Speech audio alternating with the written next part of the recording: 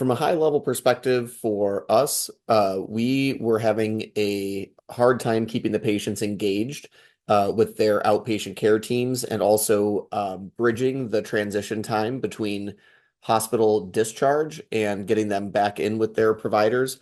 So we put a lot of work around trying to put as much coverage over the patient, so to speak, in terms of, monitoring contact with the care team, et cetera, that all occurs, especially, very intensively within, I mean, certainly within the first 30 days, but really the first couple of months as the person's, kind of first adapting to that time out of the hospital when they had just been admitted.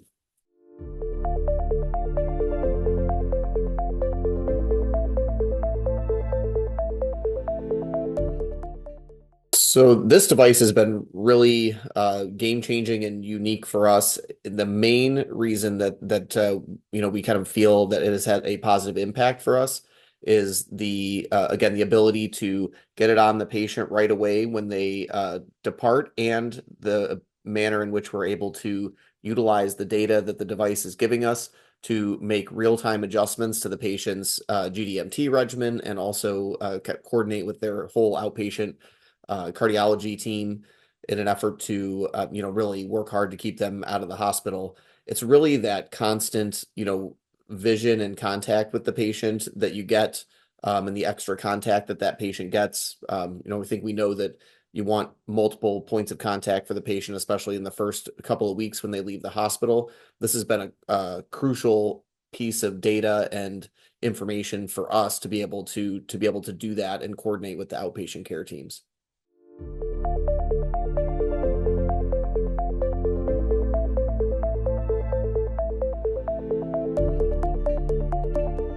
So I think the biggest part of it is the couple of things. One is the fact that it's a temporary, not meant to be permanent device. So it's a non-invasive device using a patch-based method. That in and of itself, makes it very, very flexible and convenient. And if someone does have an issue with patch tolerability, or they don't want to wear the device, it's very easy to take it off, as opposed to, a lot of other implantable devices are a little bit more permanent and difficult to take off. The other aspect from a care delivery standpoint that's been really important for us is the amount of work and effort that Zoll's treatment monitoring facility rather puts into it. So much of the monitoring occurs outside of the local care team at Zoll's facility, and then actionable data comes to us to kind of clinically action. So that really saves us time and manpower on the monitoring side, to be able to kind of devote more time to patient contact and less time sifting through a lot of data.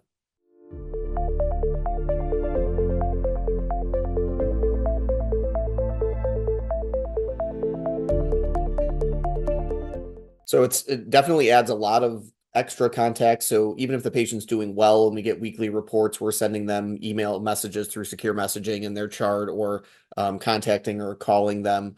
So the patients are getting a lot more contact. The other thing is, when we're getting alerts or information from the device, we can take clinical action proactively, as opposed to waiting for the patient to show up at an appointment and try to figure out what's going on there.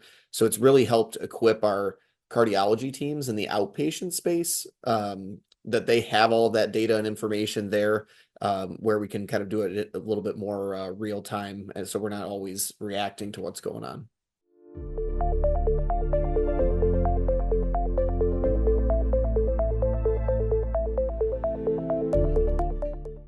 I think the technological capabilities of remote monitoring tools like HFMS are going to become, basically kind of the standard. There's a huge push for, hospital at home type of situations, where you're kind of getting a lot more vision on what's going on with the patient in the home environment.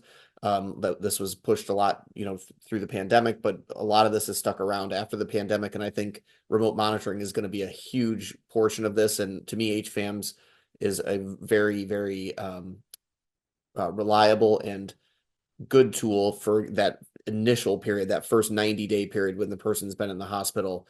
I think that remote monitoring in general, and HFAM specifically, really should become much more widespread over the next 3 to 5 years, where we're seeing that again as part of that kind of hospital at home model.